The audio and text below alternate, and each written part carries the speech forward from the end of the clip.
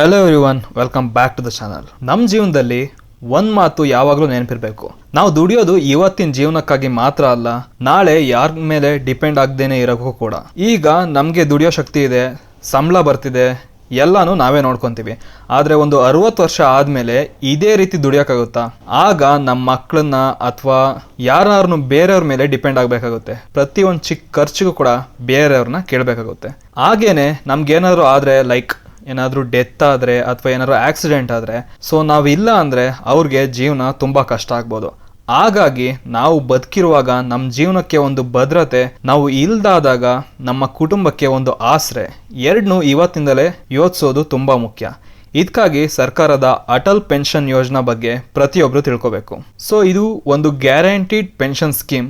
ಇದರಲ್ಲಿ ತಿಂಗಳಿಗೆ ಎಷ್ಟು ಕಟ್ಟಬೇಕು, 60 ವರ್ಷ ಆದಮೇಲೆ ನಿಮಗೆ ಎಷ್ಟು ಪೆನ್ಷನ್ ಸಿಗುತ್ತೆ, ಮಧ್ಯದಲ್ಲಿ ನಿಮ್ಗೇನಾದರೂ ಆದರೆ ಕುಟುಂಬಕ್ಕೆ ಎಷ್ಟು ಹಣ ಸಿಗುತ್ತೆ, ಸೊ ಎಲ್ಲದ್ರ ಬಗ್ಗೆನೂ ತಿಳ್ಕೋಬೇಕು. ಸೊ ಈ ವಿಡಿಯೋದಲ್ಲಿ ಯಾರೆಲ್ಲ ಎಲಿಜಿಬಲ್ ಇರ್ತಾರೆ, ಎಷ್ಟು ಕಾಂಟ್ರಿಬ್ಯೂಷನ್ ಮಾಡಬೇಕು, ಏನೆಲ್ಲ ಟ್ಯಾಕ್ಸ್ ಇರುತ್ತೆ, ಎಲ್ಲದನ್ನೂ ಕೂಡ ಈ ವಿಡಿಯೋದಲ್ಲಿ ತಿಳಿಸ್ಕೊಡ್ತೀನಿ. ಸೊ ಈ ವಿಡಿಯೋನ ಎಂಡ್ವರೆಗೂ ನೋಡಿದರೆ ಇದರಲ್ಲಿ ನಿಮಗೆ ಯಾವುದೇ ಕನ್ಫ್ಯೂಷನ್ ಕೂಡ ಇರೋದಿಲ್ಲ. So first of all, Atal pension ಯೋಜನಾ ಬಗ್ಗೆ ನೋಡೋದಾದ್ರೆ, ಇದು ಒಂದು government guaranteed pension scheme. So ಇದು ಯಾರಿಗೆ ಅಂತ ಅಂದರೆ, ಈಗ ತುಂಬ ಕಂಪ್ನಿಗಳಲ್ಲಿ ಎಂಪ್ಲಾಯರ್ ಈ ಪೆನ್ಷನ್ನ ಕೊಡೋದಿಲ್ಲ. ಸೊ ಅಂಥವರು ಓನ್ ಆಗಿ ಈ ಪೆನ್ಷನ್ ಯೋಜನೆಯಲ್ಲಿ ಇನ್ವೆಸ್ಟ್ ಮಾಡಿ 60 ವರ್ಷ ಆದಮೇಲೆ ಪೆನ್ಷನ್ನ ತಗೋಬೋದು. ಸೊ ಇದನ್ನ ಬಂದು 9 ಮೇ 2025ರಲ್ಲಿ ಗವರ್ನಮೆಂಟ್ ಲಾಂಚ್ ಮಾಡ್ತು. ಇದನ್ನ pension fund regulatory and development authority ಅವರು ಮ್ಯಾನೇಜ್ ಮಾಡ್ತಾರೆ. ಹಾಗೆ ಇದರ ಮೇನ್ ಆಬ್ಜೆಕ್ಟಿವ್ ಏನಂದರೆ, ಈಗ ತುಂಬ ಕಂಪ್ನಿಗಳಲ್ಲಿ ಪೆನ್ಷನ್ದು ಸ್ಕೀಮ್ ಎಲ್ಲ ಇರಲ್ಲ, ಹಾಗೆ ಕಡಿಮೆ ಸ್ಯಾಲ್ರಿ ಇರುತ್ತೆ, ಅಂಥವ್ರಿಗೆ ಹೆಲ್ಪ್ಫುಲ್ ಆಗಲಿ ಅಂತ. ಹಾಗೆ ಇದು central government guaranteed monthly pension scheme ಆಗಿರುತ್ತೆ. ಸೊ ಈ ಸ್ಕೀಮ್ ಇವಾಗ ಆಕ್ಟಿವ್ ಇದೆ. ಸದ್ಯಕ್ಕೆ 2030ರಿಂದ 31 ಅಲ್ಲಿವರೆಗೂ ಎಕ್ಸ್ಟೆಂಡ್ ಮಾಡಿದ್ದಾರೆ. ಇನ್ನು ಅದ್ರ ಮುಂದಕ್ಕೂ ಎಕ್ಸ್ಟೆಂಡ್ ಮಾಡ್ತಾರೆ. ಸೊ ಇಲ್ಲಿವರೆಗೂ 8.8 ಕೋಟಿ ಜನ ಇದಕ್ಕೆ ಸಬ್ಸ್ಕ್ರೈಬ್ ಮಾಡ್ಕೊಂಡಿದ್ದಾರೆ. ಇನ್ನು ಇದು 100% ಗವರ್ನಮೆಂಟ್ ಬ್ಯಾಕ್ಡ್ ಪೆನ್ಷನ್. ಇನ್ನು ಈ ಅಕೌಂಟ್ನ ಯಾರೆಲ್ಲ ಓಪನ್ ಮಾಡ್ಬೋದು ಅಂತ ನೋಡೋದಾದ್ರೆ, ಯಾರ ಏಜ್ 18ರಿಂದ 40 ಅವರು ಇದಕ್ಕೆ ಅಪ್ಲೈ ಮಾಡ್ಬೋದು. ಇನ್ನು ಇಂಡಿಯನ್ ಸಿಟಿಸನ್ನೇ ಆಗಿರಬೇಕು. ಇನ್ನು ಇದಕ್ಕೆ ಅಪ್ಲೈ ಮಾಡೋಕ್ಕೆ ನಿಮ್ಮ ಹತ್ರ ಸೇವಿಂಗ್ಸ್ ಬ್ಯಾಂಕ್ ಅಕೌಂಟ್ ಅಥವಾ ಪೋಸ್ಟ್ ಆಫೀಸ್ ಅಕೌಂಟ್ ಇರಬೇಕು. ಹಾಗೆ ಆಧಾರ್ ಮೊಬೈಲ್ ನಂಬರ್ ಬೇಕು. ಇನ್ನು ನೀವೇನಾದರೂ ಟ್ಯಾಕ್ಸ್ ಪೇಯರ್ಸ್ ಆಗಿದ್ರೆ ಎಲಿಜಿಬಲ್ ಇರಲ್ಲ. ಸೊ 2022ಕ್ಕಿಂತ ಮುಂಚೆ ಅವರು ಕೂಡ ಎಲಿಜಿಬಲ್ ಇದ್ರು, ಬಟ್ ಈಗ ಎಲಿಜಿಬಲ್ ಇರಲ್ಲ. ಟ್ಯಾಕ್ಸ್ ಪೇಯರ್ಸ್ ಅಂದರೆ ಎಲ್ಲರೂ ಕೂಡ ಬರಲ್ಲ. ನೀವು ಇನ್ಕಮ್ ಟ್ಯಾಕ್ಸ್ ಫೈಲ್ ಮಾಡ್ತಿದ್ರ ಅಂದ್ಕೊಳ್ಳೆ ಟ್ಯಾಕ್ಸ್ ಪೇಯರ್ ಅಲ್ಲ. ಲೈಕ್ ನೀವೇನಾದರೂ ಟ್ಯಾಕ್ಸ್ನ ಪೇ ಮಾಡಿದರೆ ಅಷ್ಟೇ. ಲೈಕ್ ಸಮ್ ಕೇಸಸಲ್ಲಿ ನೀವೇನಾದರೂ ಸ್ಟಾಕ್ಸು, ಮ್ಯೂಚುವಲ್ ಫಂಡ್ಸು ಇಂಥದ್ರಲ್ಲೆಲ್ಲ ಇನ್ವೆಸ್ಟ್ ಮಾಡಿ ಅದರಿಂದ ಪ್ರಾಫಿಟ್ ತಗೊಂಡು ಏನಾದರೂ ಟ್ಯಾಕ್ಸ್ ಕಟ್ತಾ ಇದ್ರೆ ಆವಾಗಲೂ ಇದಕ್ಕೆ ಎಲಿಜಿಬಲ್ ಇರಲ್ಲ. ಅಥವಾ ನಿಮ್ದೇನಾದರೂ ಸ್ಯಾಲ್ರಿಡ್ ಪರ್ಸನ್ ಆಗಿ ನಿಮ್ಮದು 12 ಲ್ಯಾಕ್ ಮೇಲೆ ಸ್ಯಾಲ್ರಿ ಇದ್ದರೆ ಆವಾಗ ನಿಮಗೆ ಟ್ಯಾಕ್ಸ್ ಬೀಳ್ತಿರುತ್ತೆ. ಅಂಥ ಟೈಮಲ್ಲೂ ನೀವು ಎಲಿಜಿಬಲ್ ಇರಲ್ಲ. ಸೊ ಇಲ್ಲಿ ಯಾರ್ದು ಇನ್ಕಮ್ ಅನ್ಸರ್ಟೈನ್ ಆಗಿರುತ್ತೆ, ಯಾರಿಗೆ ಕಂಪ್ನಿಯವರು ಪೆನ್ಷನ್ ಸ್ಕೀಮ್ ಎಲ್ಲ ಅಲಾಟ್ ಮಾಡಲ್ಲ, ಅಂಥವ್ರಿಗೆ ಇದು. ಇನ್ನು ಒಂದು ವ್ಯಕ್ತಿ ಮಲ್ಟಿಪಲ್ ಅಕೌಂಟ್ಸ್ನ ಓಪನ್ ಮಾಡ್ಬೋದಾ? ಇಲ್ಲ, ಒಬ್ಬ ವ್ಯಕ್ತಿ ಒಂದೇ ಅಕೌಂಟ್ನ ಓಪನ್ ಮಾಡೋಕ್ಕಾಗೋದು. ಇನ್ನು ಗಂಡ ಹೆಂಡತಿ ಸೇರಿ ಒಂದೇ ಮಾಡಬೇಕಾ? ಇಲ್ಲ, ಇಬ್ರು ಕೂಡ ಸಪ್ರೇಟಾಗಿ ಮಾಡ್ಕೋಬೋದು.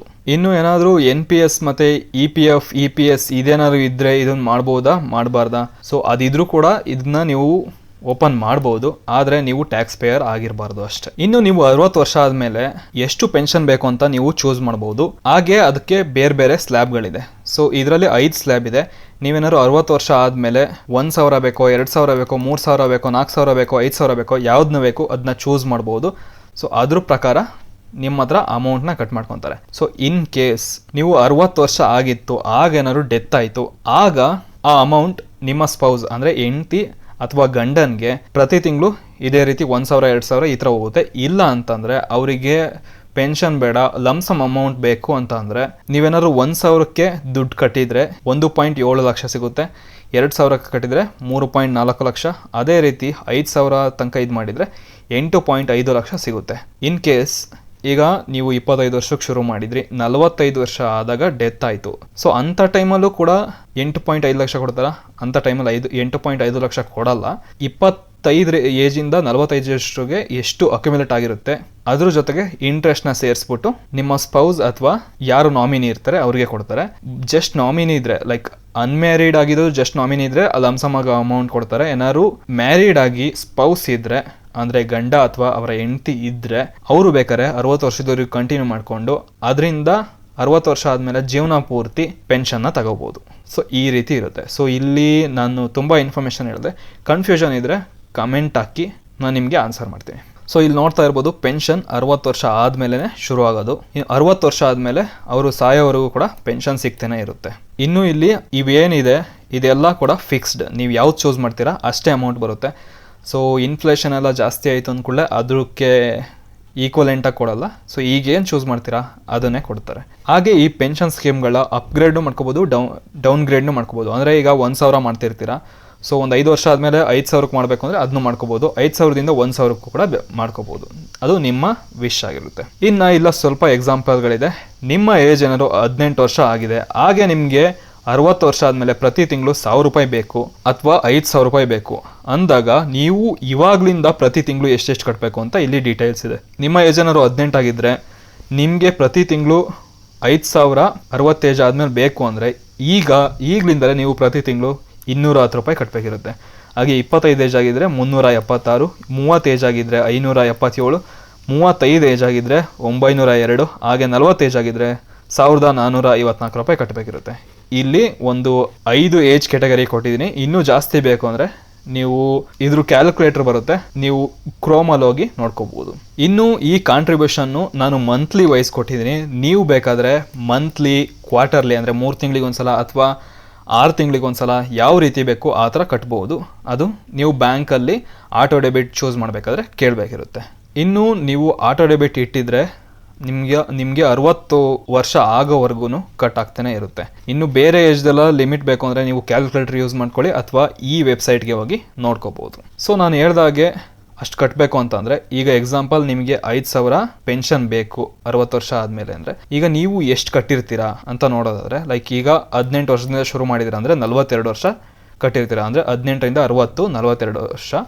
ಸೊ ಪ್ರತಿ ತಿಂಗಳು 210 ರೂಪಾಯಿ ಕಟ್ಟಿದ್ದೀರಾ ಅಂದರೆ, ಸೊ ಅಪ್ರಾಕ್ಸಿಮೇಟ್ಲಿ 60 ವರ್ಷ ತನಕ ನೀವು 1,05,840 ರೂಪಾಯಿ ಕಟ್ಟಿದ್ದೀರಾ.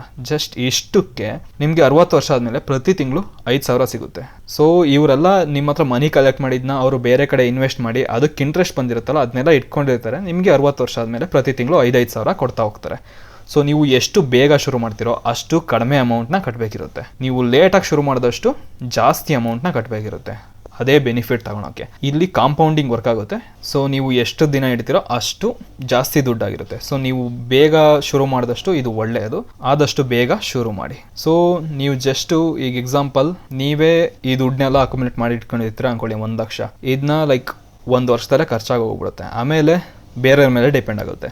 ಬಟ್ ಇದ್ರಲ್ಲಿ ಹಾಕಿದರೆ ನೀವು ಕಟ್ಟೋದು ಬರೀ ಜಸ್ಟ್ 1 ಲಕ್ಷ ಆಗಿರುತ್ತೆ. ಬಟ್ ಇಲ್ಲಿ ಈ 1 ಲಕ್ಷ 5,000 ಸಾವಿರದಂಗೆ ಜಸ್ಟ್ 2 ವರ್ಷದಲ್ಲೇ ಕವರ್ ಆಗೋಗುತ್ತೆ. ಬಟ್ ಆದರೆ ನಿಮಗೆ ಜೀವನ ಪೂರ್ತಿ ಸಿಗುತ್ತೆ. ಸೊ ಇಷ್ಟೊಂದೆಲ್ಲ ಬೆನಿಫಿಟ್ ಸಿಗುತ್ತೆ.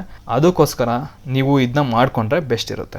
ಇನ್ನು ಈ ಅಕೌಂಟ್ ಓಪನ್ ಮಾಡೋದು ಹೇಗೆ ಅಂತ ಅಂದರೆ, ನೀವು ನಿಮ್ಮ ಬ್ಯಾಂಕ್ ಅಕೌಂಟ್ ಲೈಕ್ ಯಾವ್ದಾದ್ರು ಒಂದು ಬ್ಯಾಂಕ್ ಅಕೌಂಟ್ ಇದ್ದೇ ಇರುತ್ತೆ ನಿಮ್ಮ ಹತ್ರ, ಲೈಕ್ SBI ಅಥವಾ ಯಾವ್ದಾದ್ರು ಒಂದರಲ್ಲಿ ಅಲ್ಲೋಗಿ ಅಕೌಂಟ್ನ ಓಪನ್ ಮಾಡ್ಬೋದು. ಇಲ್ಲಾಂದರೆ ಪೋಸ್ಟ್ ಆಫೀಸ್ಗಳಿಗೆ ಹೋಗಿ ಓಪನ್ ಮಾಡ್ಬೋದು. ಇಲ್ಲಾಂದರೆ ನೆಟ್ ಬ್ಯಾಂಕಿಂಗ್ ಅಥವಾ ಮೊಬೈಲ್ ಬ್ಯಾಂಕಿಂಗ್ ಇರುತ್ತೆ, ಅಲ್ಲೂ ಕೂಡ ಓಪನ್ ಮಾಡ್ಬೋದು. ಅಥವಾ NPS ಪೋರ್ಟಲ್ ಇದೆ, ಅಲ್ಲೂ ಕೂಡ ಓಪನ್ ಮಾಡ್ಬೋದು. ನಿಮ್ಗೆ ಎಲ್ಲಿ ಬೇಕು ಅಲ್ಲಿ ಓಪನ್ ಮಾಡ್ಕೋಬೋದು. ಸೊ ಬೆಸ್ಟ್ ಆಪ್ಷನ್ ನಿಮ್ಮದು ಬ್ಯಾಂಕ್ ಅಕೌಂಟ್ ಎಲ್ಲಿರುತ್ತೆ ಅಲ್ಲೇ ಹೋಗಿ ಓಪನ್ ಮಾಡಿ. ಅದಾದಮೇಲೆ KYC ಕಂಪ್ಲೀಟ್ ಮಾಡಬೇಕಿರುತ್ತೆ. ಅದಾದಮೇಲೆ ನಿಮಗೆ ಯಾವುದು ಬೇಕು, ಲೈಕ್ 1,000 ಬೇಕೋ, 5,000 ಬೇಕೋ, 3,000 ಬೇಕೋ, ಯಾವ್ದು ಬೇಕೋ ಅದನ್ನ ಚೂಸ್ ಮಾಡಿ ಅದ್ರ ಪ್ರಕಾರ ನಿಮಗೆ ಪ್ರತಿ ತಿಂಗಳು ದುಡ್ಡು ಕೊಡ್ತಾ ಹೋಗ್ಬೇಕಿರುತ್ತೆ. ಆಮೇಲೆ ನೀವು ನಾಮಿನಿ ಡೀಟೇಲ್ಸ್ ಮತ್ತು ಸ್ಪೌಸ್ ಡೀಟೇಲ್ಸ್ನ ಕೊಡಬೇಕಿರುತ್ತೆ. ಸೊ ನೀವೇನಾದ್ರು ಮ್ಯಾರೇಜ್ ಆಗಿಲ್ಲ ಅಂದರೆ ನಾಮಿನಿ ಕೊಡಬೇಕಿರುತ್ತೆ. ನೀವೇನಾದ್ರು ಮ್ಯಾರೇಜ್ ಆಗಿದ್ರೆ ಸ್ಪೌಸ್ ಮತ್ತು ನಾಮಿನಿ ಎರಡನ್ನೂ ಕೊಡಬೇಕಿರುತ್ತೆ. ಇನ್ನು ಆಟೋ ಡೆಬಿಟ್ ಮಾಡ್ಕೊಳಕ್ಕೆ ಬ್ಯಾಂಕ್ ಅವ್ರಿಗೆ ಪರ್ಮಿಷನ್ ಕೊಡಬೇಕಿರುತ್ತೆ. ಸೊ ನಿಮ್ಮ ಅಕೌಂಟಿಂದ ಡೈರೆಕ್ಟಾಗಿ ಅವರೇ ಕಟ್ ಮಾಡಿಕೊಂಡು ಇದಕ್ಕೆ ಹಾಕ್ತಾ ಇರ್ತಾರೆ. ಸೊ ಇದೆಲ್ಲ ಆದಮೇಲೆ ನಿಮಗೆ PRAN ಅಂತ ಒಂದು ನಂಬರ್ ಸಿಗುತ್ತೆ. ಅದೇನಂದರೆ ಪರ್ಮನೆಂಟ್ ರಿಟೈರ್ಮೆಂಟ್ ಅಕೌಂಟ್ ನಂಬರ್ ಅಂತ. ಸೊ ಇದು ಬಂದಿದೆ ಅಂತ ಅಂದರೆ ನಿಮ್ಮದೊಂದು APY ಅಕೌಂಟ್ ಕ್ರಿಯೇಟ್ ಆಗಿರುತ್ತೆ. ಸೊ ನಿಮ್ಮದು ಯಾವ್ದು ಮೊಬೈಲ್ ಲಿಂಕ್ ಆಗಿರುತ್ತೆ ಅಲ್ಲಿಗೆ ಪ್ರತಿ ತಿಂಗಳು ಲೈಕ್ ಕಟ್ ಆದಾಗ ಮೆಸೇಜ್ ಬರುತ್ತೆ. ಇನ್ನು ಆಟೋ ಡೆಬಿಟ್ ಆಗ್ತಿರುತ್ತೆ. ಸೊ ನಿಮ್ಮ ಬ್ಯಾಂಕಲ್ಲಿ ಸಫಿಷಿಯೆಂಟ್ ಬ್ಯಾಲೆನ್ಸ್ ಇಲ್ಲ ಅಂದರೆ 0 ಬ್ಯಾಲೆನ್ಸ್ ಇದೆ. ಸೊ ಅಂಥ ಟೈಮಲ್ಲಿ ಆಟೋ ಡೆಬಿಟ್ ಏನಾದ್ರು ಮಿಸ್ ಆದರೆ ಏನು ಮಾಡ್ತಾರೆ ಅಂತ ನೋಡೋಣ. ಸೊ ಡ್ಯೂ ಅಮೌಂಟ್ ಏನಿರುತ್ತೆ ಅದು ಪ್ರತಿ ತಿಂಗಳು ಕಟ್ ಆಗುತ್ತೆ. ಅದ್ರ ಜೊತೆ ಲೈಕ್ ನಿಮಗೆ SMS ಬರುತ್ತೆ. ಅದೇನಾದ್ರು ನಿಮ್ಮದು ಆಟೋ ಡೆಬಿಟಿಂದ ಕಟ್ ಆಗಿಲ್ಲ ಅಂತಂದರೆ, ಸೊ 6 ತಿಂಗಳು ಓವರ್ ಡ್ಯೂ ಆದರೆ ನಿಮ್ಮ ಅಕೌಂಟ್ನ ಫ್ರೋಸ್ ಮಾಡ್ತಾರೆ. ಮತ್ತೆ ನೀವು KYC ಎಲ್ಲ ಮಾಡಿ ಆಕ್ಟಿವೇಟ್ ಮಾಡಬೇಕಿರುತ್ತೆ. ನೀವೇನಾದ್ರು 12 ತಿಂಗಳು ಮೇಲೆ ಇಟ್ಕೊಂಡ್ರೆ ಅಕೌಂಟ್ನ ಡಿಆಕ್ಟಿವೇಟ್ ಮಾಡ್ತಾರೆ.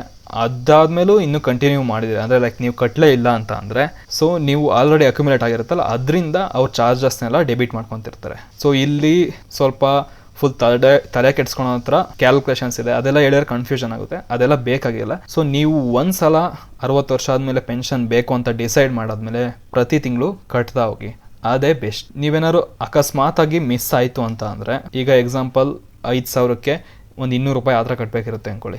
ಸೊ ಈ ತಿಂಗಳು ಮಿಸ್ ಆಯಿತು, ನೆಕ್ಸ್ಟ್ನೇ ತಿಂಗಳು ನೀವು ಜಸ್ಟ್ ಬರೀ ಆ ತಿಂಗಳದ್ದು 200 ರೂಪಾಯಿ ಅಲ್ಲ, 200 ರೂಪಾಯಿ ಪ್ಲಸ್ ಈ ಮಂತ್ರದ್ದು 200 ರೂಪಾಯಿ ಪ್ಲಸ್ 100 ರೂಪಾಯಿಗೆ 1 ರೂಪಾಯಿ ಬಡ್ಡಿ ಥರ ಹಾಕಿರ್ತಾರೆ, ಆ 2 ರೂಪಾಯಿ ಕಟ್ಟಬೇಕಿರುತ್ತೆ. ಸೊ ಈ ರೀತಿ ಇರುತ್ತೆ.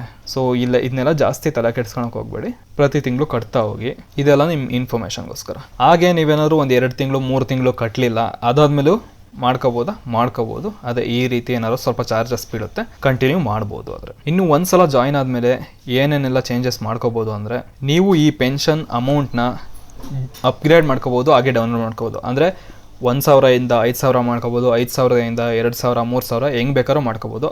ಅದ್ರ ಮೇಲೆ ನಿಮ್ಮ ಅಮೌಂಟ್ ಕಟ್ಟಾಗೋದು ಅಡ್ಜಸ್ಟ್ ಆಗುತ್ತೆ. ಇನ್ನು ಚೇಂಜ್ ಕಾಂಟ್ರಿಬ್ಯೂಷನ್ ಫ್ರೀಕ್ವೆನ್ಸಿ ಅಂದರೆ ನೀವು ಮಂತ್ಲಿ ಬೇಕಾದ್ರೂ ಕಟ್ಬೋದು, 3 ತಿಂಗಳಿಗೆ ಒಂದ್ಸಲ ಬೇಕಾದ್ರೂ ಕಟ್ಬೋದು, 6 ತಿಂಗಳಿಗೆ ಒಂದ್ಸಲ ಕಟ್ಟಬೇಕು, ಯಾವ್ದು ಬೇಕೋ ಅದನ್ನ ನೀವು ಚೂಸ್ ಮಾಡ್ಕೋಬೋದು. ಹಾಗೆ ನೀವು ಅವಾಗವಾಗ ನಾಮಿನಿ ಮತ್ತು ವೈಫ್ ಡೀಟೇಲ್ಸ್ನೆಲ್ಲ ಚೇಂಜ್ ಮಾಡಬೇಕು ಅಂದರೆ ಮಾಡ್ಕೋಬೋದು. ಇನ್ನು ಹಾಗೆ ನಿಮ್ಮ ಮೊಬೈಲ್ ನಂಬರ್ ಮತ್ತು ಬ್ಯಾಂಕ್ ಡೀಟೇಲ್ಸ್ನ ಚೇಂಜ್ ಮಾಡಬೇಕಾ, ಅದನ್ನು ಕೂಡ ಮಾಡ್ಕೋಬೋದು. ಇನ್ನು 60 ವರ್ಷ ಆದಮೇಲೆ ಹೇಗಿರುತ್ತೆ ಅಂತ ನೋಡೋದಾದರೆ, ಸೊ ನೀವು ಯಾರು ಈ ಅಕೌಂಟ್ನ ಮಾಡಿಸಿರ್ತೀರಾ ಅವರು 60 ಏಜ್ ಆದಮೇಲೆ ಪ್ರತಿ ತಿಂಗಳು ನಿಮಗೆ ಅಮೌಂಟ್ ಬರ್ತಾ ಹೋಗುತ್ತೆ. ಸೊ ನೀವು ಯಾವ್ದು ಚೂಸ್ ಮಾಡಿರ್ತೀರಾ ಅದು, ಅಂದರೆ ಲೈಕ್ 5,000 ಚೂಸ್ ಮಾಡಿದರೆ 5,000 ಬರ್ತೇನೆ ಇರುತ್ತೆ. ಇನ್ ಕೇಸ್ ಯಾರು ಮಾಡಿರ್ತಾರೆ ಅವರು ಡೆತ್ ಆಯಿತು ಅಂದರೆ ಅವರ ಹೆಂಡತಿ ಅಥವಾ ಗಂಡಂಗೆ ಆ ಅಮೌಂಟ್ ಬರ್ತಾ ಹೋಗುತ್ತೆ, ಆ ಪೆನ್ಷನ್.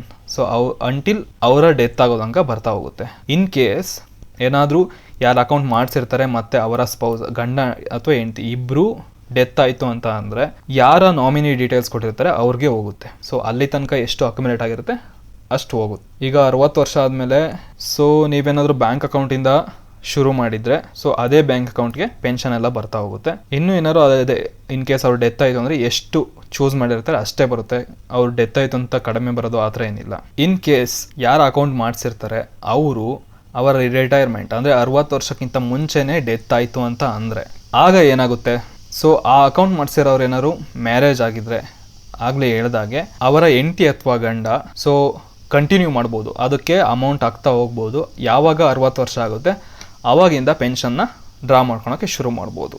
ಏನಾದರೂ ಅವರು ಆ ಥರ ಬೇಡ, ನನಗೆ ಈಗ ಎಷ್ಟು ಅಕ್ಯುಮುಲೇಟ್ ಆಗಿದೆ ಅಷ್ಟು ಅಮೌಂಟ್ ಕೊಡಿ ಅಂತ ಅಂದ್ರೂ ಕೂಡ ಕೊಡ್ತಾರೆ. ಸೊ ಅಲ್ಲಿ ತನಕ ಎಷ್ಟು ಅಕ್ಯುಮುಲೇಟ್ ಆಗಿರುತ್ತೆ, ಅದಕ್ಕೆ ಎಷ್ಟು ಇಂಟ್ರೆಸ್ಟ್ ಬಂದಿರುತ್ತೆ ಅಷ್ಟು ಅಮೌಂಟ್ನ ಲಮ್ಸಮ್ ಆಗಿ ಇವ್ರಿಗೆ ಕೊಡ್ತಾರೆ. ಇನ್ನೇನಾದರೂ ಅವರು ಅನ್ಮ್ಯಾರಿಡ್ ಆಗಿದ್ದರೆ ಸೊ ನಾಮಿನಿಗೆ ಕಂಪ್ಲೀಟ್ ಅಕ್ಯುಮುಲೇಟೆಡ್ ಪೆನ್ಷನ್ನ ಕೊಡ್ತಾರೆ. ಬಟ್ ಆದರೆ ನಾಮಿನಿ ಕಂಟಿನ್ಯೂ ಮಾಡೋಕ್ಕಾಗಲ್ಲ, ಸ್ಪೌಸ್ ಆಗಿದ್ದರೆ ಮಾತ್ರ ಕಂಟಿನ್ಯೂ ಮಾಡ್ಬೋದು. ಇದನ್ನ ಕ್ಲೈಮ್ ಮಾಡ್ಕೊಳಕ್ಕೆ ಏನೇನು ಡಾಕ್ಯುಮೆಂಟ್ ಬೇಕು ಅಂತ ಅಂದರೆ ಡೆತ್ ಸರ್ಟಿಫಿಕೇಟು, ಕ್ಲೈಮ್ ಫಾರ್ಮು ಮತ್ತು KYC ಡೀಟೇಲ್ಸ್ದು ಅಂದರೆ ಸ್ಪೌಸ್ ಅಥವಾ ನಾಮಿನಿದು ಎಲ್ಲ ಡೀಟೇಲ್ನ ಕೊಟ್ಬಿಟ್ಟು ಇದನ್ನ ಕ್ಲೈಮ್ ಮಾಡ್ಕೋಬೋದು. ಸೊ ಇಲ್ಲಿ 2 ಪಾತ್ ಇರುತ್ತೆ, ಕಂಟಿನ್ಯೂ ಮಾಡ್ಬೋದು, ಇಲ್ಲ ಅಂದರೆ ಎಕ್ಸಿಟ್ ಮಾಡಿಕೊಂಡು ಫುಲ್ ಅಮೌಂಟ್ನ ತಗೋಬೋದು. ಸೊ ಅದು ಅವರ ಸ್ಪೌಸ್ ಅಥವಾ ನಾಮಿನಿದು ಚಾಯ್ಸ್ ಆಗಿರುತ್ತೆ. ಇನ್ ಕೇಸ್ ಏನಾದರೂ ಆ ಅಂದರೆ ಯಾರು ಅಕೌಂಟ್ ಮಾಡಿಸಿರ್ತಾರೆ ಅವರು ಡೆತ್ ಪೆನ್ಷನ್ ಶುರು ಆದಮೇಲೆ ಆಯಿತು ಅಂತ ಅಂದ್ಕೊಳ್ಳಿ. ಅಂದರೆ ಈಗ 60 ವರ್ಷ ಆದಮೇಲೆ ಪೆನ್ಷನ್ ಶುರು ಆಗಿರುತ್ತೆ, ಅವರು 65 ವರ್ಷ ಇದ್ದಾಗ ಡೆತ್ ಆಯಿತು. ಆಗ ಅವರ ಹೆಂಡತಿ ಅಥವಾ ಗಂಡ ಇನ್ನೂ ಬದುಕಿದ್ರೆ ಅವ್ರಿಗೆ ಕಂಟಿನ್ಯೂ ಆಗ್ತಾ ಹೋಗುತ್ತೆ. ಏನಾದರೂ ಅವರ ಹೆಂಡತಿ ಅಥವಾ ಗಂಡ ಅಂದರೆ ಸ್ಪೌಸ್ ಕೂಡ ಡೆತ್ ಆಯಿತು ಅಂತ ಅಂದರೆ ಸೊ ಇನ್ನೂ ಉಳಿದ ಅಮೌಂಟ್ ಎಷ್ಟು ಅಕ್ಯುಮುಲೇಟ್ ಆಗಿರುತ್ತೆ ಅದನ್ನು ಯಾರು ನಾಮಿನಿ ಇರ್ತಾರೆ ಅವ್ರಿಗೆ ಕೊಡ್ತಾರೆ. ಸೊ ಇದರಿಂದ ಲೈಕ್ ನೀವು ಇದ್ದರೆ ನಿಮ್ಮ ಲೈಫ್ ಸೆಕ್ಯೂರ್ ಆಗಿರುತ್ತೆ. ನಿಮ್ದೇನಾದ್ರು ಡೆತ್ ಆದರೆ ನಿಮ್ಮ ಸ್ಪೌಸ್ ಅಥವಾ ನಾಮಿನಿ ಅಂದರೆ ಲೈಕ್ ಮಕ್ಕಳು ಅಥವಾ ಏನಾದ್ರು ಇರ್ತಾರೆ ಅವ್ರ ಲೈಫ್ ಕೂಡ ಸೆಕ್ಯೂರ್ ಆಗಿರುತ್ತೆ. ಸೊ ಅದಕ್ಕೋಸ್ಕರ ಈ ಥರ ಗೌರ್ಮೆಂಟ್ ಸ್ಕೀಮ್ಸ್ಗಳಲ್ಲಿ ಇನ್ವೆಸ್ಟ್ ಮಾಡೋದು ಒಳ್ಳೆ ಆಪ್ಷನ್ಸ್. ಇನ್ನು ಇದಕ್ಕೂ ಕೂಡ ಕ್ಲೈಮ್ ಪ್ರೊಸೀಜರ್ ಸೇಮ್. ಇಲ್ಲಿ ಅಕೌಂಟ್ ಮಾಡಿಸಿರೋದು ಡೆತ್ ಸರ್ಟಿಫಿಕೇಟ್ ಮತ್ತು KYC ಫಾರ್ಮ್ಗಳಾಗಿರ್ಬೋದು, ಬೇರೆ ಫಾರ್ಮ್ಗಳಿರುತ್ತೆ, ಅದನ್ನೆಲ್ಲ ಫಿಲ್ ಮಾಡಿಬಿಟ್ಟು ನೀವು ಎಲ್ಲಿ ಅಕೌಂಟ್ ಮಾಡಿಸಿರ್ತೀರ ಅಲ್ಲಿ ಕೊಟ್ಬಿಟ್ಟು ಕ್ಲೈಮ್ನ ಮಾಡ್ಕೋಬೋದು. ನೀವೇನಾದರೂ 60 ವರ್ಷ ಆಗೋಕ್ಕಿಂತ ಮುಂಚೆನೇ ಇದರಿಂದ ಎಕ್ಸಿಟ್ ಆಗಬೇಕು ಅಂದರೆ ಏನೇನು ಕಂಡೀಷನ್ ಇದೆ ಅಂತ ನೋಡೋಣ. ಇದು ಎಲ್ಲ ಕಂಡೀಷನ್ನು ಮೆನ್ಷನ್ ಮಾಡಿಲ್ಲ, ಸ್ವಲ್ಪ ಮೆನ್ಷನ್ ಮಾಡಿದ್ದೀನಿ. ಸೊ ಏನಾದರೂ ಯಾರು ಅಕೌಂಟ್ ಮಾಡಿರ್ತಾರೆ ಅವರು ಅವರ ಸ್ವಇಚ್ಛೆಯಿಂದ ಇದನ್ನೇನಾದ್ರು ಕ್ಲೋಸ್ ಮಾಡಬೇಕು ಅಂದರೆ ಅವರು ಇಲ್ಲಿ ತನಕ ಎಷ್ಟು ಪೇ ಮಾಡಿರ್ತಾರೆ ಅದ ಅಮೌಂಟು ಪ್ಲಸ್ ಈಗ ರಿಟರ್ನ್ಸ್ ಎಷ್ಟು ಬಂದಿರುತ್ತೆ. ಇಲ್ಲಿ ಲೈಕ್ ಮೋಸ್ಟ್ಲಿ ಒಂದು 8ರಿಂದ 9% ರಿಟರ್ನ್ಸ್ ಆ ಥರ ಬರ್ತಾ ಇರುತ್ತೆ ನೀವು ಅಕ್ಯುಮುಲೇಟ್ ಮಾಡಿರೋದಕ್ಕೆ. ಆ ರಿಟರ್ನ್ಸ್ ಇವೆರಡನ್ನೂ ಕೊಡ್ತಾರೆ. ಆದರೆ ಅದ್ರ ಜೊತೆಗೆ ಏನಾದರೂ ಚಾರ್ಜಸ್ ಹತ್ರ ಏನಾದ್ರು ಇದ್ರೆ ಅದನ್ನ ಕಟ್ ಮಾಡ್ಕೊಂಡು ಕೊಡ್ತಾರೆ. ಏನೇನಾದರೂ ಡೆತ್ ಆದರೆ ಆ ದುಡ್ಡೆಲ್ಲ ಸ್ಪೌಸ್ ಅಥವಾ ನಾಮಿನಿಗೆ ಹೋಗುತ್ತೆ. ಇನ್ ಕೇಸ್ ಏನಾದರೂ ಅವ್ರಿಗೆ ಏನಾದರೂ ಹುಷಾರಿಲ್ಲ, ಹಾಸ್ಪಿಟಲ್ ಬಿಲ್ ಎಲ್ಲ ಕಟ್ಟಾಕಬೇಕು ಅಂಥ ಟೈಮಲ್ಲೂ ಕೂಡ ಇದರಿಂದ ಎಕ್ಸಿಟ್ ಆಗಿ ಆ ಅಮೌಂಟ್ನ ತಗೋಬೋದು. ಬಟ್ ಆದರೆ PFRDA ರೂಲ್ಸ್ ಆ್ಯಂಡ್ ರೆಗ್ಯುಲೇಷನ್ಸ್ ಪ್ರಕಾರ ಇದ್ದಿರುತ್ತೆ. ಇನ್ನು 2016ಕ್ಕಿಂತ ಮುಂಚೆ ಯಾರು ಜಾಯ್ನ್ ಆಗಿದ್ದಾರೆ ಅವ್ರಿಗೆ ಲೈಕ್ ಗೌರ್ಮೆಂಟ್ ಕೂಡ ಸ್ವಲ್ಪ ಕಾಂಟ್ರಿಬ್ಯೂಷನ್ ಮಾಡೋದು, ಬಟ್ ಇವಾಗೆಲ್ಲ ಮಾಡಲ್ಲ. ಸೊ ಈಗ ಅದಕ್ಕಿಂತ ಮುಂಚೆ ಮಾಡಿರೋರು ಇವಾಗೇನಾದ್ರು ಎಕ್ಸಿಟ್ ಆಗಬೇಕು ಅಂದರೆ ಆ ಅಮೌಂಟ್ ಸಿಗಲ್ಲ, ನಿಮ್ದು ಎಷ್ಟು ಅಕ್ಯುಮುಲೇಟ್ ಆಗಿರುತ್ತೆ ಅದು ಸಿಗುತ್ತೆ. ಸೊ ಇಷ್ಟು ಕಂಡೀಷನ್ ಆಗಿದ್ದು. ಇದು ನಾರ್ಮಲ್ ಕಂಡೀಷನ್ಸ್. ಇದಕ್ಕಿಂತ ಲೈಕ್ ನಿಮ್ಗೆ ಡೀಟೇಲ್ ಆಗಬೇಕು ಅಂದರೆ PFRDA ವೆಬ್ಸೈಟ್ಗೆ ಹೋಗಿ ನೋಡ್ಕೋಬಹುದು. ಸೊ ಇಲ್ಲಿ ಸೆಂಟ್ರಲ್ ಗೌರ್ಮೆಂಟ್ ಏನು ಗ್ಯಾರಂಟಿ ಕೊಡುತ್ತೆ ಅಂತ ನೋಡೋದಾದ್ರೆ, ನೀವು ಯಾವ್ದನ್ನ ಸೆಲೆಕ್ಟ್ ಮಾಡಿರ್ತೀರಾ ಇದು ಫಿಕ್ಸ್ಡ್. ಸೊ 60 ಏಜ್ ಆದಮೇಲೆ ನೀವು ಸಾಯೋವರೆಗೂ ಕೂಡ ಈ ಅಮೌಂಟ್ ನಿಮಗೆ ಬಂದೇ ಬರುತ್ತೆ. ಅಂದರೆ ನೀವು 60 ವರ್ಷದಿಂದ ಈಗ 100 ವರ್ಷದ ತನಕ ಬದುಕಿರಿ ಅಂದ್ಕೊಳ್ಳಿ, 40 ವರ್ಷ ಪ್ರತಿ ತಿಂಗಳು ನೀವೇನು ಚೂಸ್ ಮಾಡಿರ್ತೀರ, 5,000 ಚೂಸ್ ಮಾಡಿದರೆ ಪ್ರತಿ ತಿಂಗಳು ಕೂಡ 5,000 ಬಂದೇ ಬರುತ್ತೆ. ಈ ಗ್ಯಾರಂಟಿ ಕೊಡ್ತಾರೆ. ಹಾಗೆ ನೀವು ಕಟ್ಟಿರೋ ಅಮೌಂಟ್ಗೆ ಅವರೆಲ್ಲರೂ ಇನ್ವೆಸ್ಟ್ ಮಾಡಿ ರಿಟರ್ನ್ನ ತಗೊತಿರ್ತಾರೆ. ಆ ರಿಟರ್ನ್ ಏನಾದ್ರು ಕಡಿಮೆ ಆಯಿತು ಅಂದ ಕೂಡಲೇ ನಿಮಗೆ ಕಡಿಮೆ ಮಾಡ್ತಾರಾ? ಇಲ್ಲ, ನೀವೇನು ಚೂಸ್ ಮಾಡಿರ್ತಾರೆ ಅದನ್ನ ಕೊಡ್ತಾರೆ. ಹಾಗೆ ನೀವು ಆ ರಿಟರ್ನ್ಸ್ ಏನಾದ್ರು ಜಾಸ್ತಿ ಆಯಿತು ಅಂದರೆ ನಿಮ್ಗೆ ಏನಾದ್ರು ಜಾಸ್ತಿ ಕೊಡ್ತಾರಾ? ಇಲ್ಲ, ಏನು ಫಿಕ್ಸ್ ಇದೆ ಅದನ್ನೇ ಕೊಡೋದು. ಅದನ್ನ ತಲೆ ಇಟ್ಕೊಳ್ಳಿ. ಹಾಗೆ ಇದನ್ನ ಯಾರು ರನ್ ಮಾಡ್ತಾ ಇದ್ದಾರೆ ಅಂದರೆ PFRDA ಅನ್ನೋ ಒಂದು ಗವರ್ನಮೆಂಟ್ ಆರ್ಗನೈಸೇಷನ್. ಲೈಕ್ ಈಗ SEBI, RBI ಈ ಥರ ಎಲ್ಲ ಕೇಳಿರುತ್ತಲ್ಲ, ಅದೇ ರೀತಿ ಈ ಪೆನ್ಷನ್ಸ್ಗೆಲ್ಲ PFRDA ಅಂತ ಒಂದಿರುತ್ತೆ, ಇದನ್ನೆಲ್ಲ ಕಂಟ್ರೋಲ್ ಮಾಡುತ್ತೆ. ಇನ್ನು ಇದಕ್ಕೆಲ್ಲ ಟ್ಯಾಕ್ಸ್ ಇರುತ್ತಾ ಅದ್ರ ಬಗ್ಗೆ ನೋಡೋದಾದ್ರೆ ಇಲ್ಲಿ ಇನ್ಫಾರ್ಮೇಷನ್ ಇದೆ. ಇನ್ನು ನೀವು ಎಷ್ಟು ಕಾಂಟ್ರಿಬ್ಯೂಷನ್ ಮಾಡಿರ್ತೀರಾ, ಸೊ ಅದರಿಂದ ನೀವು ಟ್ಯಾಕ್ಸ್ ಫೈಲ್ ಮಾಡಬೇಕಾದ್ರೆ ರಿಬೇಟ್ನ ತಗೋಬಹುದು. 80C, 80CCC, 80CCD ಇದರಿಂದಾಗಿ ನೀವು ರಿಬೇಟ್ನ ತಗೋಬೋದಿರುತ್ತೆ. ಹಾಗೆ ನೀವೇನಾದರೂ ಅಡಿಷ್ನಲ್ ಕಾಂಟ್ರಿಬ್ಯೂಷನ್ ಮಾಡ್ತಾ ಇದ್ರೆ ಅದಕ್ಕೂ ಕೂಡ ರಿಡೆಂಪ್ಷನ್ ಇರುತ್ತೆ, ಅಲ್ಲಿ ಯೂಸ್ ಮಾಡ್ಕೋಬೋದು. ಇನ್ನೇನಾದ್ರು ನೀವು ನ್ಯೂ ಟ್ಯಾಕ್ಸ್ ರೆಜಿಮ್ ಯೂಸ್ ಮಾಡ್ತಿದ್ರೆ ಇದು ಅಪ್ಲಿಕೇಬಲ್ ಆಗಲ್ಲ, ಅದಕ್ಕೆ ಫಿಕ್ಸ್ಡ್ ಸಮ್ ರೂಲ್ಸ್ ಇದೆ. ಇನ್ನೇನಾದರೂ 60 ವರ್ಷ ಆದಮೇಲೆ ಪೆನ್ಷನ್ ಬರ್ತಿರುತ್ತಲ್ಲ ಅದಕ್ಕೇನಾದ್ರು ಟ್ಯಾಕ್ಸ್ ಬೀಳುತ್ತಾ, ಅದು ಲೈಕ್ ನೀವೇನಾದ್ರು ಅದ್ರ ಜೊತೆಗೆ ಬೇರೆ ಇನ್ಕಮ್ನೂ ತಗೊತಾ ಇದ್ರೆ ಸೊ ಆ ಇನ್ಕಮ್ ಸ್ಲ್ಯಾಬ್ ಏನಿರುತ್ತೆ ಅದ್ರ ಮೇಲೆ ಟ್ಯಾಕ್ಸ್ ಬೀಳುತ್ತೆ. ಇನ್ನು ಆನ್ ಡೆತ್ ಅಥವಾ ಎಕ್ಸಿಟ್ ಪೇ ಔಟ್ ಲೈಕ್ ಅಂಥ ಟೈಮಲ್ಲಿ ಏನಾದ್ರು ಟ್ಯಾಕ್ಸ್ ಬೀಳುತ್ತಾ, ಅದು ಆ ವರ್ಷದ ಏನು ರೂಲ್ಸ್ ಇರುತ್ತೆ ಇನ್ಕಮ್ ಟ್ಯಾಕ್ಸ್ದು ಅದ್ರ ಮೇಲೆ ಡಿಪೆಂಡ್ ಆಗಿರುತ್ತೆ. ಸದ್ಯಕ್ಕೆ ಅದಕ್ಕೂ ಕೂಡ ಎಕ್ಸೆಂಪ್ಷನ್ ಇದೆ. ಇನ್ನು ಯಾವ್ಯಾವ ರೀತಿ ಚಾರ್ಜಸ್ ಬೀಳುತ್ತೆ ಅಂತ ನೋಡೋದಾದ್ರೆ, ನೀವೇನಾದರೂ ಓವರ್ ಡ್ಯೂ ಅಥವಾ ಲೇಟ್ ಕಾಂಟ್ರಿಬ್ಯೂಷನ್ ಮಾಡಿದರೆ, ಆ ತಿಂಗಳು ಕಟ್ಟಿದ್ಬಿಟ್ಟು ಲೈಕ್ ಮುಂದಿನ ತಿಂಗಳು ಆ ಥರ ಕಟ್ತಾ ಇದ್ದೀರಾ ಅಂದರೆ ಪ್ರತಿ 100 ರೂಪಾಯಿಗೂ ₹1 ಪ್ರತಿ ತಿಂಗಳು ಆ ರೀತಿ ಅಮೌಂಟ್ನ ಕಟ್ ಮಾಡ್ಕೊತಾರೆ. ಅಂದರೆ ಈ ತಿಂಗಳು ಕಟ್ಟಲಿಲ್ಲ ಅಂದರೆ ಮುಂದಿನ ತಿಂಗಳು ₹200 ಜೊತೆಗೆ ₹2 ಕಟ್ ಮಾಡ್ಕೊತಾರೆ. ಅದೇ 3ನೇ ತಿಂಗಳಿಗೆ ಹೋದರೆ ಈ ತಿಂಗಳು ಮತ್ತು ಮುಂದಿನ ತಿಂಗಳು ಅದ್ರ ತಿಂಗಳು ಅಂದರೆ ಲೈಕ್ ₹4 ಈ ಥರ ಪ್ರತಿ ತಿಂಗಳು ₹100ಗೆ ₹1 ಬಡ್ಡಿ ಬೀಳ್ತಾ ಹೋಗುತ್ತೆ. ಇನ್ನು ಅದ್ರ ಜೊತೆಗೆ ಅಕೌಂಟ್ ಮೇಂಟೆನೆನ್ಸ್ ಚಾರ್ಜಸ್ ತಗೊತಾರೆ. ಇನ್ನು ಅಪ್ಗ್ರೇಡ್ ಮತ್ತು ಡೌನ್ಗ್ರೇಡ್ಗೆ ಯಾವುದೇ ಥರ ಫೀಸ್ ತಗೊಳೋದಿಲ್ಲ. ಇನ್ನು ವಾಲಂಟ್ರಿ ಎಕ್ಸಿಟ್ ಆದರೆ ಆಗ ಸ್ವಲ್ಪ ಮೇಂಟೆನೆನ್ಸ್ ಚಾರ್ಜಸ್ ಹತ್ರ ಎಲ್ಲ ಇರುತ್ತೆ, ಅದನ್ನ ಮೈನಸ್ ಮಾಡ್ಕೊತಾರೆ. ಇನ್ನು ಸ್ಟೇಟ್ಮೆಂಟ್ ಇದೆಲ್ಲ ನೋಡೋಕ್ಕೆ ಏನು ಫೀ ಇರಲ್ಲ. ಇನ್ನು ಇದನ್ನು ಬೇರೆ ಸ್ಕೀಮ್ಗಳ ಜೊತೆ ಕಂಪೇರ್ ಮಾಡಿ ನೋಡೋದಾದರೆ, ಅಂದರೆ ಈ ಅಟಲ್ ಪೆನ್ಷನ್ ಯೋಜನಾನ NPS, EPF, PPF, mutual funds ಇದಕ್ಕೆಲ್ಲ ಕಂಪೇರ್ ಮಾಡಿ ನೋಡೋದಾದರೆ ರಿಟರ್ನ್ಸ್ ಬಂದು ಇದರಲ್ಲಿ ಫಿಕ್ಸ್ ಇರುತ್ತೆ. ಇನ್ನೆಲ್ಲ ಬೇರೆದು ಮಾರ್ಕೆಟ್ ಲಿಂಕ್ಡ್ ಅಥವಾ ಗೌರ್ನಮೆಂಟ್ ಏನು ಫಿಕ್ಸ್ ಮಾಡುತ್ತೆ ಅದು ಆ ರೀತಿ ಎಲ್ಲ ಇರುತ್ತೆ. ಮ್ಯಾಕ್ಸಿಮಮ್ ಮಂತ್ಲಿ ಪೆನ್ಷನ್ ಸ್ಕೀಮ್ ನೋಡೋದಾದರೆ ಇದರಲ್ಲಿ ಜಸ್ಟ್ 5,000ಕ್ಕೆ ಕ್ಯಾಪ್ ಇದೆ, ಇದಕ್ಕೂ ಯಾವುದೇ ಥರದ ಕ್ಯಾಪ್ ಇಲ್ಲ, ಇದಕ್ಕೆ ಫಾರ್ಮುಲಾ ಬೇಸ್ಡ್ ಇದೆ. ಇನ್ನು ಇದು ಪೆನ್ಷನ್ ಅಲ್ಲ, ಇದು ಕೂಡ ಪೆನ್ಷನ್ ಅಲ್ಲ. ಇನ್ನು ಲಿಕ್ವಿಡಿಟಿ ನೋಡೋದಾದರೆ ಇದು 60 ವರ್ಷದವರೆಗೂ ತುಂಬ ಕಡಿಮೆ, ಇದು ಕೂಡ ತುಂಬ ಕಡಿಮೆ, ಇದರಲ್ಲಿ ತಗೊಳಕ್ಕೆ ಆಗಲ್ಲ, ತುಂಬ ರೂಲ್ಸ್ ಇದೆ. ಇನ್ನು EPF ಎಲ್ಲ ನೀವು ಬೇಕು ಅಂದಾಗ ವಿಡ್ರಾ ಮಾಡ್ಕೋಬೋದು. ಇನ್ನು PPF ಕೂಡ ಇನ್ವೆಸ್ಟ್ಮೆಂಟ್ ಮಾಡಿ ಶುರು ಮಾಡಿ 7 ವರ್ಷ ಆದಮೇಲೆ ಇದು ಮಾಡ್ಕೋಬೋದು. ಇದ್ರ ಬಗ್ಗೆನೂ ಕೂಡ ವಿಡಿಯೋ ಮಾಡ್ತೀನಿ, ಈ NPS, PPF ಇದ್ರ ಬಗ್ಗೆ ಎಲ್ಲ ಕೂಡ ಈ ವಿಡಿಯೋದಲ್ಲಿ ಎಷ್ಟು ಬೇಕೋ ಅಷ್ಟು ಇನ್ಫಾರ್ಮೇಷನ್ ತಿಳ್ಕೊಳ್ಳಿ. ಇನ್ನು ಮ್ಯೂಚುವಲ್ ಫಂಡ್ಸಲ್ಲಿ ಲಿಕ್ವಿಡಿಟಿ ಆಗಿರುತ್ತೆ, ನೀವು ಯಾವಾಗ ಬೇಕು ತಗೋಬೋದು, ಸೆಲ್ ಮಾಡ್ಬೋದು. ಇನ್ನು ಇಲ್ಲಿ ಜಾಯ್ನ್ ಆಗೋಕ್ಕೆ ಏಜ್ ನೋಡೋದಾದರೆ 18ರಿಂದ 40. ಇನ್ನು ಟ್ಯಾಕ್ಸ್ ಪೇಯರ್ಸ್ ಎಲಿಜಿಬಲ್ ಇರಲ್ಲ. ಇನ್ನು ಇಲ್ಲಿ 18ರಿಂದ 70 ಎಲ್ಲರೂ ಎಲಿಜಿಬಲ್ ಇರ್ತಾರೆ. ಇದು ಸ್ಯಾಲ್ರಿಡ್ ಎಂಪ್ಲಾಯೀಸ್ಗೆ. ಇದು PPF ಎಲ್ರಿಗೂ ಕೂಡ ಯಾರು ಬೇಕಾದ್ರೂ ಮಾಡ್ಬೋದು, ಇದು ಕೂಡ ಯಾರು ಬೇಕಾದ್ರೂ ಮಾಡ್ಬೋದು. ಇನ್ನು ಬೆಸ್ಟ್ ಸೂಟೆಡ್ ಫಾರ್ ನೋಡೋದಾದರೆ ಗ್ಯಾರಂಟಿಡ್ ಬೇಸ್ ಪೆನ್ಷನ್ ಬೇಕು ಅನ್ನೋರು. ಇನ್ನು ತುಂಬ ದೊಡ್ಡದಾಗಿ ಲಾರ್ಜ್ ರಿಟೈರ್ಮೆಂಟ್ ಕಾರ್ಪಸ್, ಇದಕ್ಕೆ ಏನು ಫಿಕ್ಸ್ಡ್ ಇಲ್ಲ, ಎಷ್ಟು ಬೇಕಾದ್ರೂ ಹಾಕ್ಬೋದು, ಇಲ್ಲಿ ಫಿಕ್ಸ್ಡ್ ಇರುತ್ತೆ. ಸೊ ಅದು ನೀವು NPS ಬೇಕಾದ್ರೂ ಚೂಸ್ ಮಾಡ್ಕೋಬೋದು. ಅದ್ರ ಬಗ್ಗೆ ಎಲ್ಲ ಮುಂದಿನ ವಿಡಿಯೋಗಳಲ್ಲಿ ತಿಳಿಸ್ಕೊಡ್ತೀನಿ. ಇದು ಸ್ಯಾಲ್ರಿಡ್ ರಿಟೈರ್ಮೆಂಟ್ ಸೇವಿಂಗ್, ಇದು ಕೂಡ ಸೆಲ್ಫ್ ಲಾಂಗ್ ಟರ್ಮ್ ಸೇವಿಂಗ್ಸ್. ಇದು ಕಂಪಲ್ಸರಿ ಇರುತ್ತೆ, ಇದು ಕಂಪಲ್ಸರಿ ಏನಿರಲ್ಲ. ಇನ್ನು ಮ್ಯೂಚುವಲ್ ಫಂಡ್ ಲೈಕ್ ನಿಮ್ಗೆ ಹೆಂಗೆ ಬೇಕು ಹಂಗೆ ಮಾಡ್ಕೋಬೋದು. ಸೊ ನೀವು ಇದಕ್ಕೆ ಇನ್ವೆಸ್ಟ್ ಮಾಡ್ತಿದ್ದೀರಾ ಅಂದರೆ ಇನ್ಫ್ಲೇಷನ್ ಬಗ್ಗೆನೂ ತಿಳ್ಕೊಂಡಿರಬೇಕು. ಯಾಕೆ ಅಂದರೆ ಇವತ್ತು 5,000ಕ್ಕೆ ಎಷ್ಟು ಬೆಲೆ ಇದೆ, ಅದೇ ಬೆಲೆ 2060ಕ್ಕೆ 5,000ಕ್ಕೆ ಇರಲ್ಲ. ಲೈಕ್ ಇವತ್ತು ₹1 ಒಂದು ಚಾಕ್ಲೇಟ್ ಸಿಗ್ತಿದೆ, ಹಾಗೆ ಮುಂದಕ್ಕೆ 2060ರಲ್ಲಿ ₹1 ಬೆಲೆನೇ ಇಲ್ಲದೇನೆ ಇರ್ಬೋದು. ಲೈಕ್ ಹಿಂದಿನ ವರ್ಷಗಳಲ್ಲಿ 10 ಪೈಸೆ 50 ಪೈಸೆಗೆಲ್ಲ ಬೆಲೆ ಇತ್ತು, ಈಗ ಇಲ್ಲ. ಅದೇ ರೀತಿ ಆಗ್ಬೋದು. ಇದನ್ನ ಯಾಕೆ ತಿಳ್ಕೊಂಡಿರ್ಬೇಕು ಅಂತ ಅಂದರೆ, ಈ 5,000 ಅನ್ನೋದು ಫಿಕ್ಸ್ಡ್, ಅದು ಇನ್ಫ್ಲೇಷನ್ಗೆ ಅಡ್ಜಸ್ಟ್ ಆಗಲ್ಲ. ಇವತ್ತು 5,000ಕ್ಕೆ ಚೂಸ್ ಮಾಡ್ತಿದ್ರೆ ಅಂದರೆ 2060ರಲ್ಲಿ 5,000ನೇ ಸಿಗೋದು. ಬಟ್ ಆದ್ರೂ ಕೂಡ ಲೈಕ್ ಅಟ್ಲೀಸ್ಟ್ ನಿಮ್ಮದು ಚಿಕ್ಕ ಪುಟ್ಟ ಖರ್ಚುಗಳಿಗೆ ಆಗುತ್ತೆ. ಇದ್ರ ಜೊತೆಗೆ ನೀವು ಬೇರೆದನ್ನು ಕೂಡ ಮಾಡಬೇಕಿರುತ್ತೆ. ಇದ್ರ ಮೇಲೆ ಡಿಪೆಂಡ್ ಆಗಿರೋಕ್ಕಾಗಲ್ಲ. ಸೊ ಇದನ್ನ ಜಸ್ಟ್ ಸೆಕ್ಯೂರಿಟಿಗೆ ಅಂದ್ಕೊಳ್ಳಿ, ಇದು ಸರ್ವೈವ್ ಆಗಕ್ಕೆ ಅಷ್ಟೇ, ಬಟ್ ಲಕ್ಸುರಿಯಾಗಿ ಬದುಕಕ್ಕಲ್ಲ. ಸೊ ಇದನ್ನ ಏನು ಕೇಳ್ತಾ ಇದ್ದೀನಿ ಅಂತ ಅಂದರೆ, ಈಗ 5,000ಕ್ಕೆ ಆರಾಮಾಗಿ 1 ತಿಂಗಳು ಆರಾಮಾಗಿರ್ಬೋದು. ಬಟ್ ಆಗ ಮುಂದೆ ಎಲ್ಲ ಈಗ ಫುಡ್ದಾಗಿರ್ಬೋದು, ಹೆಲ್ತ್ ಕೇರು, ರೆಂಟು ಇದೆಲ್ಲ ಜಾಸ್ತಿ ಆಗಿರುತ್ತೆ. ಸೊ ಅದನ್ನೂ ಎಲ್ಲ ನೋಡ್ಕೋಬೇಕಿರುತ್ತೆ. ಸೊ ನೀವೇನಾದ್ರು ಒಂದು ಹಳ್ಳಿಯಲ್ಲಿದ್ದೀರಾ, ಜಸ್ಟ್ ನಿಮ್ಮನ್ನ ನೀವು ನೋಡ್ಕೋಬೋದು ಅಂದರೆ ಇದು ಓಕೆನೆ, ಸರ್ವೈವ್ ಆಗ್ಬೋದು. ಬಟ್ ನೀವು ಅಂದ್ಕೊಂಡಂಗೆ ಬದುಕೋಕ್ಕಾಗಲ್ಲ. ಬಟ್ ಸಿಟಿಲಿದ್ದೀರಾ ಅಂದರೆ ಇದು ಕಡಿಮೆನೇ. ಸೊ ಅದಕ್ಕೋಸ್ಕರನೇ ನೀವು PPF ಆಗಿರ್ಬೋದು, NPS ಇದೆಲ್ಲದಕ್ಕೂ ಮಾಡಬೇಕಿರುತ್ತೆ. ಸೊ ಅದ್ರ ಬಗ್ಗೆ ಎಲ್ಲದನ್ನೂ ಕೂಡ ನಾನು ನಿಮಗೆ ತಿಳಿಸ್ಕೊಡ್ತೀನಿ. ಇನ್ನೂ ನಮ್ಮ ಚಾನಲ್ನ ಸಬ್ಸ್ಕ್ರೈಬ್ ಮಾಡ್ಕೊಂಡಿಲ್ಲ ಅಂದರೆ ಸಬ್ಸ್ಕ್ರೈಬ್ ಮಾಡ್ಕೊಳ್ಳಿ. ಈ ರೀತಿ ಇನ್ಫಾರ್ಮೇಷನ್ಗಳನ್ನೆಲ್ಲ ತಿಳಿಸ್ಕೊಡ್ತಾ ಇರ್ತೀನಿ. ಇನ್ನು ಇದರ ಅಡ್ವಾಂಟೇಜ್ ಮತ್ತು ಡಿಸ್ಅಡ್ವಾಂಟೇಜಸ್ನ ನೋಡೋದಾದರೆ, ಫಸ್ಟ್ ಅಡ್ವಾಂಟೇಜಸ್ ನೋಡೋಣ. ಇದು ಗವರ್ನಮೆಂಟ್ ಬ್ಯಾಕ್ಡ್ ಗ್ಯಾರಂಟಿ. ಇಲ್ಲಿ ನಿಮ್ಮ ಹತ್ರ ದುಡ್ಡು ಕಲೆಕ್ಟ್ ಮಾಡ್ಕೊಂಡು ಎತ್ಕೊಂಡು ಹೋಗೋದೇನಿರಲ್ಲ, ನಿಮಗೆ ಪಕ್ಕ ಸಿಕ್ಕೇ ಸಿಗುತ್ತೆ. ಇನ್ನು like very low entry cost. ಯಾರು ಬೇಕಾದರೂ ಇಲ್ಲಿಂದ ಶುರು ಮಾಡ್ಬೋದು. ಪ್ರತಿ ತಿಂಗಳು ₹42 ಶುರು ಮಾಡ್ಬೋದು. ಈಗ ಜಸ್ಟ್ ಒಂದು ಆಚೆ ಕಡೆ ಹೋಗಿ ಒಂದು ದೋಸೆ ತಿಂದ್ರೇ ಇಷ್ಟು ಖರ್ಚಾಗುತ್ತೆ. ಸೊ ಅಷ್ಟರಿಂದಲೇ ಶುರು ಮಾಡ್ಬೋದು. ಇನ್ನು ನೀವು ರಿಟೈರ್ಮೆಂಟ್ ಪ್ಲಾನ್ ಮಾಡ್ತಿರೋರಿಗೆ ಇದು ಫೋರ್ಸ್ಡ್ ರಿಟೈರ್ಮೆಂಟ್ ಡಿಸಿಪ್ಲಿನ್ ಅಂತಲೇ ಹೇಳ್ಬೋದು. ಇನ್ನು ಅದ್ರ ಜೊತೆಗೆ ನಿಮ್ಮ ಸ್ಪೌಸ್ ಅಂದರೆ ಗಂಡ ಆಗಿರ್ಬೋದು, ಹೆಂಡತಿ ಆಗಿರ್ಬೋದು, ಅವ್ರಿಗೆ ಒಂದು ಪ್ರೊಟೆಕ್ಷನ್ ಸಿಗದಾಗುತ್ತೆ. ಹಾಗೆ ಇದರಲ್ಲಿ ನಾಮಿನಿ ಬೆನಿಫಿಟ್ ಕೂಡ ಸಿಗುತ್ತೆ. ಇನ್ನು ಇದು ಸಿಂಪಲ್ ಟು ಮ್ಯಾನೇಜ್. ಏನಿಲ್ಲ, ನಿಮ್ಮ ಬ್ಯಾಂಕಲ್ಲಿ ಆಟೋ ಡೆಬಿಟ್ ಮಾಡ್ಕೊಂಡು ಕೇಳಿ, ತಿಂಗಳಿಗೋ ಅಥವಾ 3 ತಿಂಗಳಿಗೋ ಅಥವಾ 6 ತಿಂಗಳಿಗೆ ಅದು ಆಟೋಮೆಟಿಕಾಗಿ ಕಟ್ ಆಗ್ತಿರುತ್ತೆ. ಜಸ್ಟ್ ನಿಮ್ಮ ಬ್ಯಾಂಕ್ ಅಕೌಂಟಲ್ಲಿ ದುಡ್ಡು ಇರಬೇಕು ಅಷ್ಟೇ. ಇನ್ನು ಲಿಮಿಟೇಷನ್ಸ್ನ ನೋಡೋದಾದರೆ, ಇದಕ್ಕೆ 5,000 ಸೀಲ್ ಇದೆ. ಈಗ NPS ಅಲ್ಲಿ ಅದಕ್ಕೆಲ್ಲ ಸೀಲ್ ಇಲ್ಲ. ನೀವು ಎಷ್ಟು ಅಕ್ಯುಮುಲೇಟ್ ಮಾಡಿರ್ತೀರ ಅದ್ರ ಮೇಲೆ ನಿಮಗೆ ಬರುತ್ತೆ. ಸೊ ಅದು ಇರ್ಬೋದು. ಇನ್ನು ಇದು ಇನ್ಫ್ಲೇಷನ್ಗೆ ಅಡ್ಜಸ್ಟ್ಮೆಂಟ್ ಆಗಲ್ಲ. ಇನ್ನು ಲಿಕ್ವಿಡಿಟಿ ತುಂಬ ಕಡಿಮೆ ಇದೆ, ನಿಮ್ಗೆ ಯಾವಾಗ ಬೇಕಾವಾಗ ತಗೊಳಕ್ಕಾಗಲ್ಲ. ಇನ್ನು ಇಲ್ಲಿ ಇನ್ಕಮ್ ಟ್ಯಾಕ್ಸ್ ಪೇಯರ್ಸ್ ಮಾಡೋಕ್ಕಾಗಲ್ಲ. ಇನ್ಕಮ್ ಟ್ಯಾಕ್ಸ್ ಪೇ ಮಾಡ್ತಿದ್ರೆ ಇದಕ್ಕೆ ಎಲಿಜಿಬಲ್ ಇರಲ್ಲ. ಇನ್ನು ಇದು ಲಾಂಗ್ ಕಮಿಟ್ಮೆಂಟು.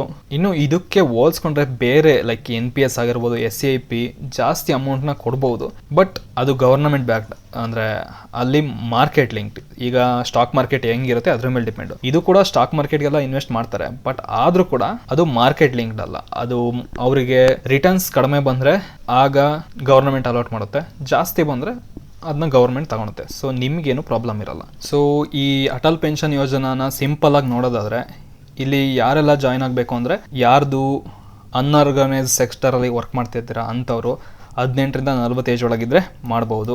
ಇನ್ನು ನೀವು 42ರಿಂದ ಹಿಡಿದು 1,454 ಈ ಅಮೌಂಟ್ನ ಕಟ್ಟಬೇಕಿರುತ್ತೆ. ಅದ್ರ ಮೇಲೆ ನಿಮಗೆ 1,000ದಿಂದ 5,000 ಯಾವ್ದು ಬೇಕೋ ಅದನ್ನ ಚೂಸ್ ಮಾಡಿಕೊಂಡ್ರೆ ಅದ್ರ ಮೇಲೆ ಕಾಂಟ್ರಿಬ್ಯೂಟ್ ಮಾಡಬೇಕಿರುತ್ತೆ. ಅದೇ ರೀತಿ 60 ವರ್ಷ ಆದಮೇಲೆ ಸಿಗುತ್ತೆ. ಇನ್ನೇನಾದ್ರು ಇನ್ ಕೇಸ್ ನಿಮ್ಮ ಡೆತ್ ಆಯಿತು ಅಂದರೆ ನಿಮ್ಮ ಸ್ಪೌಸ್ ಅಂದರೆ ಗಂಡ ಅಥವಾ ಹೆಂಡತಿ ಅವರು ಜೀವನ ಪೂರ್ತಿ ಇರೋ ತನಕ ಸಿಗುತ್ತೆ. ಸೊ ಅವ್ರಿಗೆ ಸೆಕ್ಯೂರಿಟಿ ಕೂಡ ಸಿಕ್ಕಿದಾಗುತ್ತೆ. ಇನ್ನೇನಾದ್ರು ಇಬ್ರದ್ದು ಕೂಡ ಡೆತ್ ಆಯಿತು ಅಂದರೆ ಎಷ್ಟು ಅಕ್ಯುಮುಲೇಟ್ ಪೆನ್ಷನ್ ಕಾರ್ಪಸ್ ಆಗಿರುತ್ತೆ ಅಂದರೆ 1.7 ಲಕ್ಷದಿಂದ ಹಿಡಿದು 8.5 ಲಕ್ಷದವರೆಗೆ ಎಷ್ಟಿರುತ್ತೆ ಅಷ್ಟನ್ನ ಕೊಡ್ತಾರೆ. ಸೊ ಇದು 60 ಏಜ್ ಆದಮೇಲೆ ಅಷ್ಟೇ ಅಪ್ಲಿಕೇಬಲ್. ಅದಕ್ಕಿಂತ ಮುಂಚೆ ಆಗಿದೆ ಕಂಪ್ಲೀಟ್ಲಿ ಡಿಫ್ರೆಂಟ್ ಕ್ಯಾಲ್ಕುಲೇಷನ್ಸ್. ಅದನ್ನ ನೀವು ಇಲ್ಲಿ ತನಕ ವಿಡಿಯೋ ನೋಡಿದ್ರೆ ಅಂದರೆ ಅರ್ಥ ಆಗಿರುತ್ತೆ. ಇನ್ನು ಮೇನ್ ಲಿಮಿಟೇಷನ್ ಏನು ಅಂತ ನೋಡಿದ್ರೆ, ಇದು ಫಿಕ್ಸ್ಡ್ ಪೆನ್ಷನ್. ನೀವು ಏನು ಚೂಸ್ ಮಾಡಿರ್ತೀರೋ ಅಷ್ಟೇ ಸಿಗೋದು, ಇನ್ಫ್ಲೇಷನ್ಗೆಲ್ಲ ಅಡ್ಜಸ್ಟ್ ಆಗಲ್ಲ. ಸೊ ಈ ವಿಡಿಯೋ ನೋಡಾದ್ಮೇಲೆ ಆಲ್ಮೋಸ್ಟ್ ಎಲ್ಲದನ್ನೂ ಕವರ್ ಮಾಡಿದ್ದೀನಿ, ಎಲ್ಲರಿಗೂ ಕೂಡ ಅರ್ಥ ಆಗಿರುತ್ತೆ. ಇನ್ನೂ ಕೂಡ ಏನಾದ್ರು ಡೌಟ್ಸ್ ಇದ್ದರೆ ಕಮೆಂಟ್ ಸೆಕ್ಷನಲ್ಲಿ ಕೇಳಿ, ಆನ್ಸರ್ ಮಾಡ್ತೀನಿ. ಹಾಗೆ ಈ ವಿಡಿಯೋ ಇಷ್ಟ ಆಗಿದ್ರೆ ಲೈಕ್ ಮಾಡಿ, ಹಾಗೆ ನಿಮ್ಮ ಫ್ರೆಂಡ್ಸ್ ಮತ್ತು ಫ್ಯಾಮಿಲಿಗೂ ಶೇರ್ ಮಾಡಿ. ಅವ್ರಿಗೂ ಕೂಡ ಈ ಅಟಲ್ ಪೆನ್ಷನ್ ಯೋಜನಾ ಬಗ್ಗೆ ಗೊತ್ತಾಗಲಿ, ಅವರು ಕೂಡ ಇನ್ವೆಸ್ಟ್ ಮಾಡೋಕ್ಕೆ ಶುರು ಮಾಡಲಿ. ಇದರ ಮೇನ್ ಉದ್ದೇಶ ಏನು ಅಂದರೆ, ಲೈಕ್ ನೀವು 60 ವರ್ಷ ಆದಮೇಲೆ ಬೇರೆಯವ್ರ ಮೇಲೆ ಡಿಪೆಂಡ್ ಆಗಿರಬಾರ್ದು.